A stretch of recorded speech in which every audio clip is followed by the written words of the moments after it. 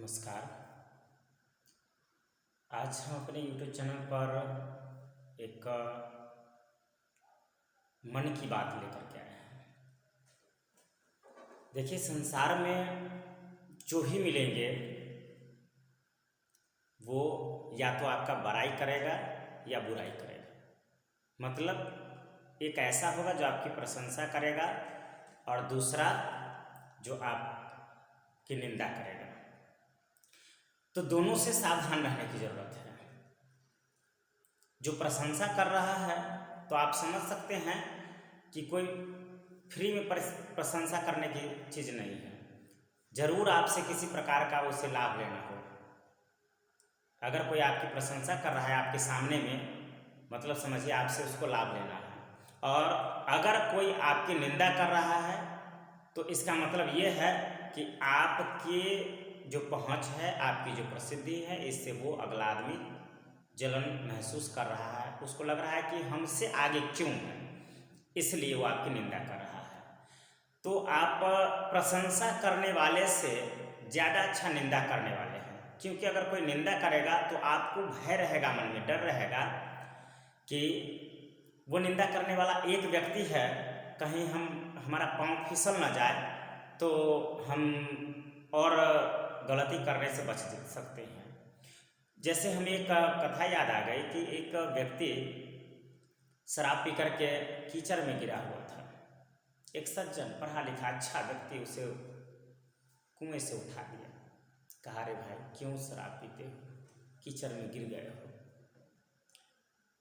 वो शराबी पहचान गया। कहा, आप अध्यापक हैं ना, आप समाज में अच्छी शिक्षा देने वाले हैं ना, इसलिए आप हमको उठा दिए। तो बहुत अच्छा काम किए कि उठा दिए, लेकिन हम गिर गए हैं तो केवल मैं गिर गया हूँ, आप न गिरे, क्योंकि आपके गिरने से समाज गिर जाएगा। क्योंकि शिक्षक, साधु, महात्मा, ये सब जो लोग होते हैं ये समाज को कहीं ना कहीं प्रभावित करते हैं। शिक्षक पढ़ा करके जो बच्चे को भेजते हैं वो बच्चे समाज में कैसा बना है, शिक्षक से क्या प्रेरित होकर के आया है, उसका व्यवहार समाज में प्रदर्शित होता है, दिखता है।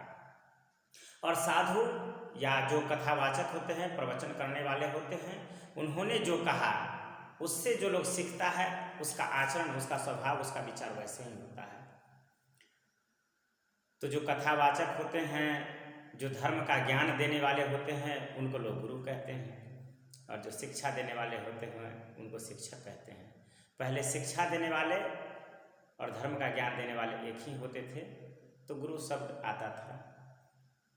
अब शिक्षक है, जो सांसारिक ज्ञान देते हैं वो शिक्षक है, जो आध्यात्मिक ज्ञान देते हैं वे गुरु कहलाते हैं। हाल ही में एक प्रसंग उठा था, जो एक महान संत रह चुके हैं गोस्वामी तुलसीदास जी पर, कि ढोलक गवार शूद्र पशु नारी सकल तारना के अधिकारी। तो इसका कई अर्थ लगाए। लोगों ने कहा कि इसमें विभेद है। तुलसीदास जी ने गवार, शूद्र, पशु और नारी ये सबको एक बराबर कर दिया है। सबको ताड़ना मीन्स पीटना, सबको पीट करके पहले से रख रहा था, अभी भी ये प्रासंगिक नहीं है। बहुत सारे लोगों ने इस पर कहा। कुछ लोगों ने कहा कि ताड़ना का मतलब होता है देखना, कुछ लोगों ने कहा कि ताड़ना का अर्थ होता है सीखना, समझना। तो हमें एक दूसरा दोहा याद आ रहा है। उस दोहे में, वो रहीम साहब का दोहा है, अब्दुल रहीम खान खाना पूरा नाम है उनका, एक दोहा है कि रहीमन पानी राखिए बिन पानी सब सुन, पाने गए न उबरे मोती मानुष चून। इसमें अर्थ क्या है कि पानी रखिए, पानी के बिना सुन है, तीन चीज, मोती, मनुष्य और चूना। अब देखिए, पानी एक ही शब्द है लेकिन यहाँ तीनों में अलग अलग अर्थ है। जैसे पानी का अर्थ मोती में चमक होता है, यानी मोती के लिए पानी का अर्थ वहाँ चमक है। यानी कहने का मतलब ये हुआ कि अगर मोती में चमक ना हो तो उसका कोई महत्व नहीं होता है। मनुष्य में पानी का मतलब है प्रतिष्ठा, इज्जत, मान सम्मान। अगर ये नहीं है तो उस व्यक्ति का कोई महत्व नहीं है। समाज में प्रतिष्ठा के लिए ही लोग जीता है और प्रतिष्ठा के लिए ही लोग मरता है। कहा गया है कि अगर प्रतिष्ठा दांव पर लग जाए तभी शस्त्र उठाना चाहिए। तो प्रतिष्ठा से मनुष्य, प्रतिष्ठाहीन मनुष्य मरा हुआ है। तीसरा है चूना। चूना में पानी का अर्थ है जल, यानी चूना में बिना पानी डाले हुए न तो आप उसको खैनी में प्रयोग कर सकते हैं और ना ही पान में लगा सकते हैं। ठीक है। ठीक उसी तरह से गोस्वामी तुलसीदास जी, उन्होंने जो लिखा उनके मन को पढ़ना, उनके मन को जानना अभी के व्यक्तियों में शायद संभव नहीं है, क्योंकि उन्होंने क्या देख करके और क्या समझ करके इस चीज को लिखा, ये तो वही जानते थे और उस समय का जो परिस्थिति था वो, तो उस समय क्या परिस्थिति रही होगी। लेकिन जहाँ तक इस दोनों दोहे को अगर मिलाए या दोनों चौपाई कहे तो इसको अगर मिलाए, रहीम साहब का तो दोहा है, तो अगर इस दोनों की अगर तुलना करें तो यहाँ भी जो ढोलक, गवार, शूद्र, पशु और नारी, ये 5 है, तो पांचों में 5 अर्थ हमारे हिसाब से। देखिए, ढोलक में ताड़ने का अर्थ हुआ, ताड़ना मीन्स बजाना। ढोलक का उपयोग, ये सकल ताड़ना के अधिकारी, यानी इसका अधिकार क्षेत्र है, इसका उपाय है, उपयोग है। इसका उपयोग क्या है? बजाने में। ढोलक का उपयोग बजाने में। ढोलक, गवार, गवार बोलते हैं जो मूर्ख लोग होते हैं, तो उसमें ताड़ना का अर्थ होता है मूर्ख लोगों को शिक्षित करना, उन लोगों को सिखाना, बढ़ाना। एक इतिहासकार ने कहा था कि श्रेष्ठ व्यक्तियों का कर्तव्य है कि वह अपने से निम्न व्यक्तियों को सिखाए, समझाए और ऊपर उठाए। तो हमारे हिसाब से यहाँ होना चाहिए कि सिखाने में। शूद्र, शूद्र बोलते हैं जिनकी मानसिकता संकीर्ण है। शूद्र का मतलब किसी जाति विशेष से नहीं है।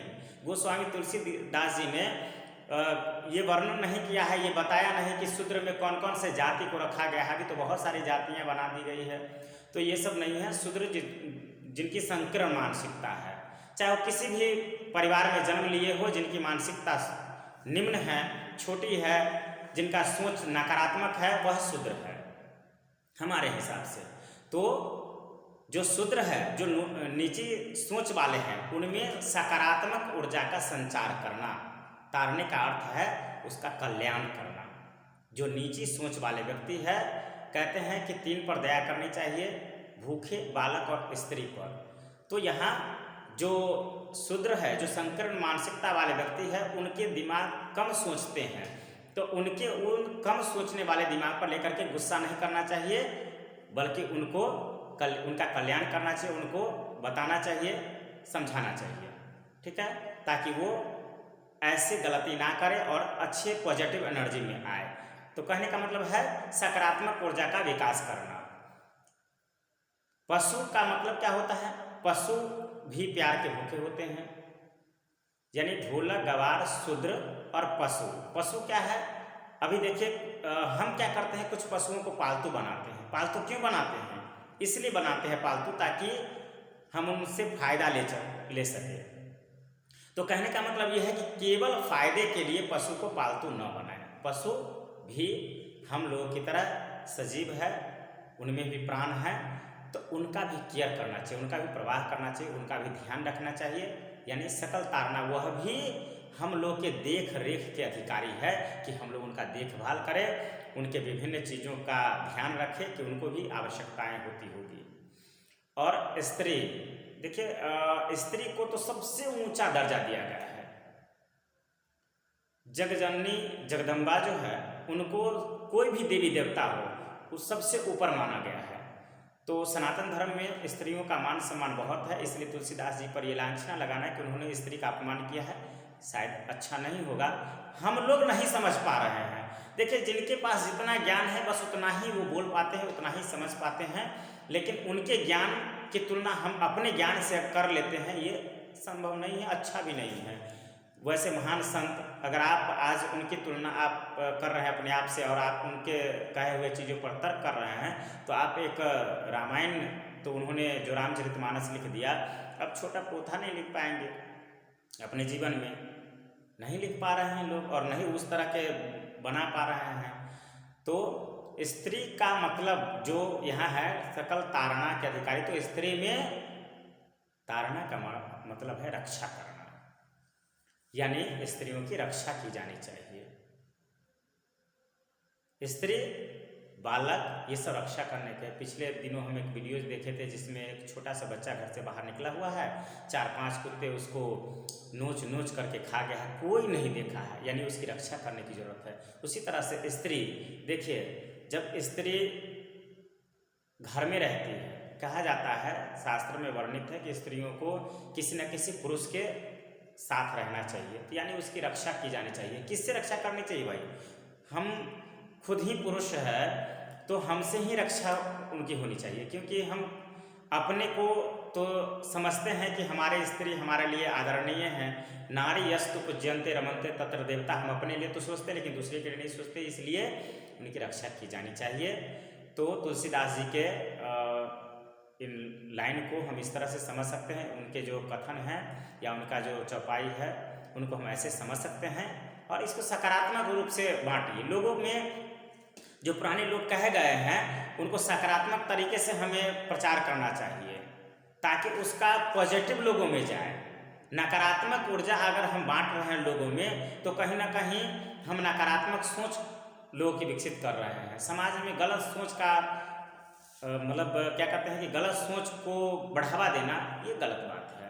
समाज में अच्छी सोच अगर हम बांट रहे हैं, सकारात्मक पक्ष, देखिए कहते हैं, एक बार की बात है, गांधी जी को हम तो देखे नहीं है, जाने नहीं, लेकिन लोगों से सुने हैं कि गांधी जी को एक बार लोगों ने 2 पेज में गाली लिख करके और उसको पिनअप करके उनको दे दिया। तो उन्होंने क्या किया, उसमें से पिन निकाल करके दोनों पेज को फेंक दिया। तो उनसे पूछा कि भाई आपको तो गाली लिख करके दिए थे, आप क्या किए उसको? तो बोले कि उसमें भी कुछ अच्छी चीज़ें थी जिसको मैंने ले ली।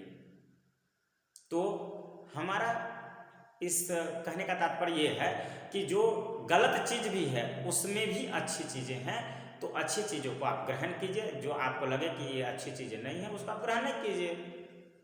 सकारात्मक ऊर्जा का आप अपने अंदर में संचार कीजिए। नकारात्मक ऊर्जा जो लग रहा है कि आप कोई इससे नुकसान है, आपको इससे हानि है, बस इससे दूर चले जाइए। तो हमें आशा है कि अच्छा लगा होगा। कुछ लोग ऐसे होंगे जो कमेंट्स में गालियाँ भी देंगे और कुछ लोग को अच्छा लगा हो तो अच्छा भी कहेंगे। Thank you.